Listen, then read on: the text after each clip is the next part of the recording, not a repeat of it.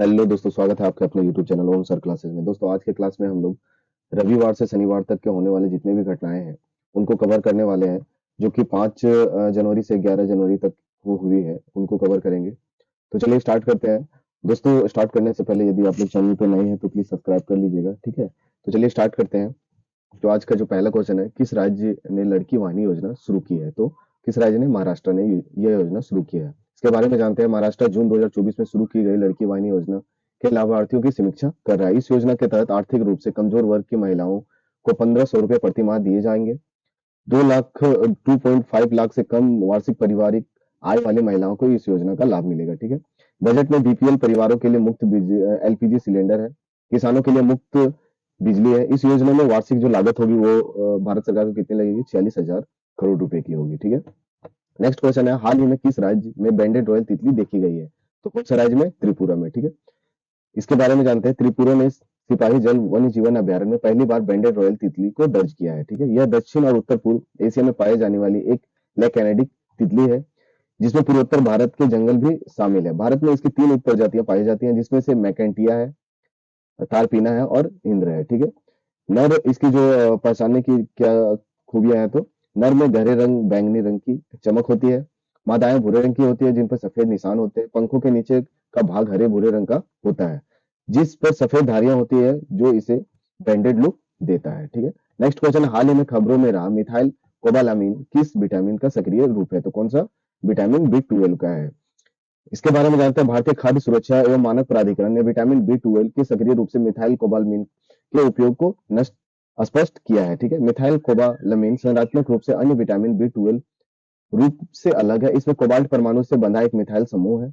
यह मछली, मांस, अंडे, दूध और दूध उत्पादक जैसे पूरक और खाद्य स्रोतों में पाया जाता है, ठीक है। विटामिन बी 12 डीएनए संश्लेषण, लाल रक्त कोशिका उत्पादन और तंत्रिका संबंधित कार्यों के लिए आवश्यक है। इसकी कमी से गंभीर स्वास्थ्य समस्याएं भी हो सकती है। यह कोशिका जो विटामिन बी 12 है, कोशिका वृद्धि में मदद करता है, रक्त निर्माण में मदद करता है, प्रोटीन संश्लेषण जैसे महत्वपूर्ण कार्यों में को भी समर्थन करता है, ठीक है। नेक्स्ट क्वेश्चन है, सार्वजनिक व्यय में पारदर्शिता और जवाबदेही को बेहतर बनाने के लिए सीएजी द्वारा उपयोग किए जाने वाले डिजिटल प्लेटफॉर्म का नाम क्या है? तो क्या है? ओपन डेटा किट है, ओडीके है, ठीक है। इसके बारे में जानते हैं। नियंत्रक और महालेखक परिषद सार्वजनिक व्यय में पारदर्शिता और जवाबदेही को बढ़ाने के लिए ओपन डेटा किट प्लेटफॉर्म का उपयोग कर रहा है। ओडीके डेटा को डिजाइन एकत्र करने और प्रबंधित करने के लिए सुरक्षित डिजिटल प्लेटफॉर्म। यह सीएजी की ऑपरेटिंग सिस्टम के साथ एकीकृत और एंड टू एंड एन्क्रिप्शन प्रदान करता है, ठीक है।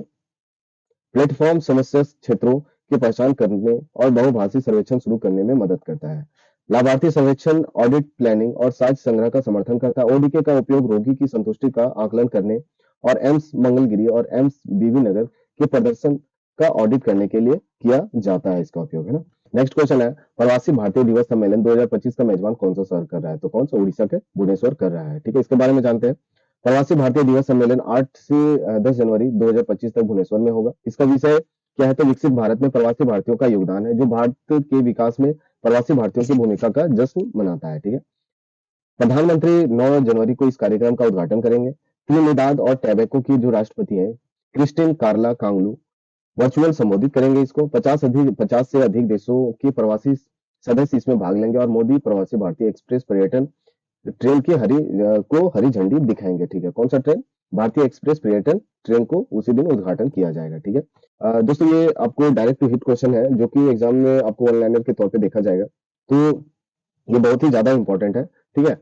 तो क्या है? पहला, तो जेलों में मैनुअल स्कैवेजिंग पर प्रतिबंध किस अधिनियम के तहत लागू किया गया है? तो कौन सा अधिनियम? हाल ही में कौन सा अधिनियम लागू किया गया था? तो 2013 में हाथ से मैला उठाने का निषेध अधिनियम 2013 के अधिनियम के तहत इस प्रतिबंध को लागू किया गया है, ठीक है। नेक्स्ट है, केंद्रीय भूजल बोर्ड का गठन कब किया गया? तो 1970 में हुआ था, ठीक है। कब हुआ था केंद्रीय भूजल बोर्ड का गठन? कब हुआ था? तो 1970 में हुआ था। नेक्स्ट है, भारत में सबसे अधिक कॉफी उत्पादक करने वाला राज्य कौन सा है? तो कौन सा है? कर्नाटक है। जो कॉफी के जो 2 प्रजाति होती है, जिसमें पहला है अरेबिका और दूसरा रोबस्टा है। भारत रोबस्टा का 5वां सबसे बड़ा उत्पादक देश है। देश के कुल कॉफी उत्पादक में इसकी लगभग 72% हिस्सेदारी है। ब्राजील विश्व का सबसे बड़ा कॉफी उत्पादक देश है, ठीक है। ये डायरेक्ट हिट होता है ये क्वेश्चन बहुत सारे एग्जामिनेशन में। जो विश्व उत्पादन में लगभग 40% का अकेला योगदान ब्राजील करता है, ठीक है। नेक्स्ट क्वेश्चन है, पंचायत से संसद 2.0 कार्यक्रम किस आदिवासी नेता के 150वें जयंती के उपलक्ष्य में आयोजित किया गया है। तो कौन सा? भगवान बिरसा मुंडा, जो कि उनके दूसरा नाम क्या है? धरती आबा के नाम से भी जाना जाता है। ये झारखंड के निवासी थे, ठीक है। इसके बारे में क्या खबरों में है, तो लोकसभा अध्यक्ष ने संविधान सदन के सेंट्रल हॉल में पंचायत से संसद 2.0 का उद्घाटन किया है। इसका आयोजन राष्ट्रीय महिला आयोग द्वारा लोकसभा सचिवालय और जनजातीय मामलों के मंत्रालय के साथ मिलकर किया गया है, ठीक है। यह कार्यक्रम आदिवासी नेता भगवान बिरसा मुंडा की 150वीं जयंती के उपलक्ष्य में आयोजित किया गया है। इसमें 22 राज्यों और केंद्र शासित प्रदेशों से अनुसूचित जनजातियों की 502 निर्वाचित महिलाएं प्रतिनिधि भाग ले रही हैं इसमें। इसका जो प्राथमिक उद्देश्य क्या है, तो संवैधानिक प्रावधानों, संसदीय प्रक्रियाओं और शासन के बारे में महिला प्रतिनिधियों के ज्ञान को बढ़ाकर उसके सशक्त बनाना इसका जो आयोजित का मुख्य उपलक्ष्य है, ठीक है, लक्ष्य है ना। नेक्स्ट क्वेश्चन है, किस मंत्रालय ने सशक्त बेटी और ई दृष्टि पहल शुरू की है? तो कौन सा मंत्रालय? शिक्षा मंत्रालय, ठीक है। इसके बारे में जानते हैं, केंद्रीय शिक्षा मंत्री ने दिल्ली विश्वविद्यालय के समर्पण समारोह में सशक्त बेटी ई दृष्टि परियोजना का शुभारंभ किया है। सशक्त बेटी परियोजना अनाथ एवं एकल अभिभावक वाली छात्राओं को लैपटॉप प्रदान करने में सशक्त बनाती है, जिसकी परिवार की आय 4 लाख से कम होगी, इस योजना का लाभ उठा पाएंगे। इसकी दृष्टि बाधित छात्रों को उसकी सिखाने और सोच क्षमताओं को बेहतर बनाने के लिए टैबलेट प्रदान किया जाएगा, ठीक है। वन लाइनर में क्या क्या है, तो वीरांगना दुर्गावती टाइगर रिजर्व, इसके बारे में क्या है, तो ये मध्य प्रदेश में, ये किन किन क्षेत्रों में विस्तृत है, तो अंजूरी नाथपुर, सागर और दामोह में यह विस्तृत है, ठीक है। इसमें कौन कौन से जीव पाए जाते हैं, तो जीव नीलगाय, चीतल, सांभर, रिसस मैकॉक, पैंथर, भारतीय भेड़िया पाए जाते हैं इसमें, ठीक है। इंडोनेशिया को विकासशील अर्थव्यवस्थाओं वाले ब्रिक्स समूह में पूर्ण रूप के सदस्य के रूप में शामिल कर लिया गया है, ठीक है। ब्रिक्स का गठन जो हुआ था 2009 में हुआ था, और कौन कौन सा देश उस समय स्टार्टिंग में शामिल था, तो ब्राजील था, रूस था, भारत था, चीन था, स्टार्टिंग देश थे, ठीक है। 2010 में दक्षिण अफ्रीका को इसमें शामिल किया गया है। नेक्स्ट है बनिहाल दर्रा, जम्मू और कश्मीर में NH44 के 2.35 किलोमीटर लंबे सड़क का एक हिस्सा है, तो ये याद रखिएगा।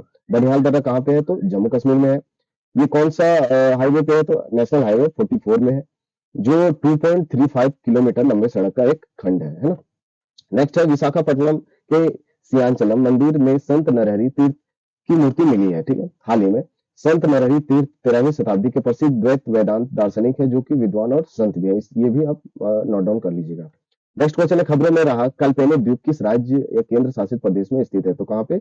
लक्षद्वीप में स्थित है। इसके बारे में जानते हैं, लक्षद्वीप में कल्पेनी द्वीप के पास गोताखोरों ने 17वीं से 18वीं सदी के यूरोपीय युद्धपोत का संभावित मलबा खोजा है, जो कल्पेनिक द्वीप अरब सागर में लक्षद्वीप द्वीप समूह का हिस्सा है, जो 2.79 वर्ग किलोमीटर में फैला हुआ है। यह केरल के कोची से 287 मतलब 287 किलोमीटर दूर है और कावरती द्वीप के दक्षिण पूर्व में स्थित है, ठीक है। नेक्स्ट क्वेश्चन देखते हैं, किस मंत्रालय ने सड़क दुर्घटना पीड़ितों के लिए कैशलेस उपचार योजना शुरू किया है? तो सड़क परिवहन और राजमार्ग मंत्रालय द्वारा यह योजना का शुभारंभ किया गया है, ठीक है। यह योजना मोटर वाहनों के कारण होने वाले सभी सड़क दुर्घटनाओं को कवर करेगी, जिसे EDAR और NHA सिस्टम को मिलाकर एक IT प्लेटफॉर्म के माध्यम से लागू किया जाएगा। 2024 में चंडीगढ़ में शुरू किया गया और 6 राज्यों में विस्तारित एक पायलट कार्यक्रम सुनहरे घंटे के दौरान समय पर चिकित्सा देखभाल प्रदान करने पर केंद्रित था यह, ठीक है। वाहनों में ट्रकों के लिए उन्नत चालक सहायता प्रणाली है। ई रिक्शा सुरक्षा दिशा निर्देश वाहन ट्रेनिंग डिवाइस है इसमें। चालक प्रशिक्षण संस्थान शामिल है इसमें, ठीक है। वाहन पंजीकरण और निगरानी के लिए फेसलेस सेवाओं को मार्च 2025 तक दुनिया भर में, देश भर में मान्यकृत किया जाएगा, ठीक है। इस योजना के बारे में भी आप नोट डाउन कर लीजिएगा।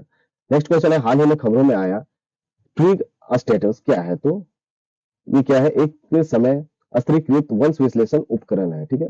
इसके बारे में जानते हैं, शोधकर्ताओं ने नेचर स्टडी में समय स्तरीकृत वंश विश्लेषण के लिए एक उपकरण ट्विग स्टेटस पेश किया है, ठीक है। ट्विग स्टेटस सांख्यिकी शक्ति को महत्वपूर्ण रूप से बढ़ाता है और वंश अध्ययन में त्रुटियों को कम करता है ना।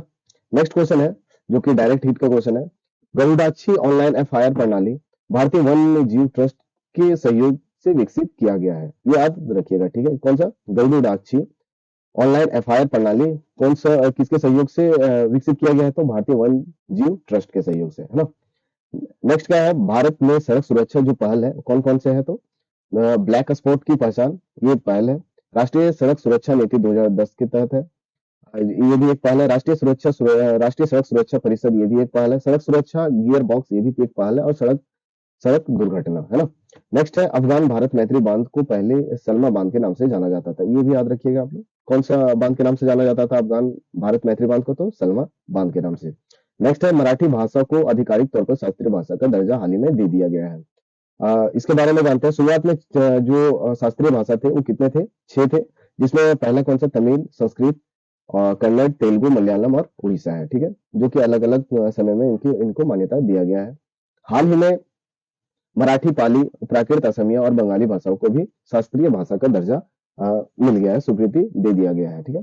दोस्तों इसी के साथ आज का जो क्लास है वो समाप्त होता है। जो बहुत ही ज़्यादा इम्पोर्टेंट थे, जो कलेक्ट किए गए थे डाउन टू अर्थ से, पीआईबी से, द हिंदू से, उनको पूरा कलेक्ट करके ये क्वेश्चन को बनाया गया था। ये हाल ही में प्रकाशित किए गए थे इन पेपरों से, ठीक है? तो ये सभी क्वेश्चन बहुत ही ज़्यादा इम्पोर्टेंट है, तो आप लोग स्किप करके मत देखिएगा, फिर से रिवाइज़ कीजिएगा इसको। तो मिलते हैं नेक्स्ट वीडियो में। दोस्तों यदि आप लोग सब्सक्राइब नहीं किए हैं तो प्लीज़ सब्सक्राइब कर लीजिएगा वीडियो को, है ना? तो थैंक यू।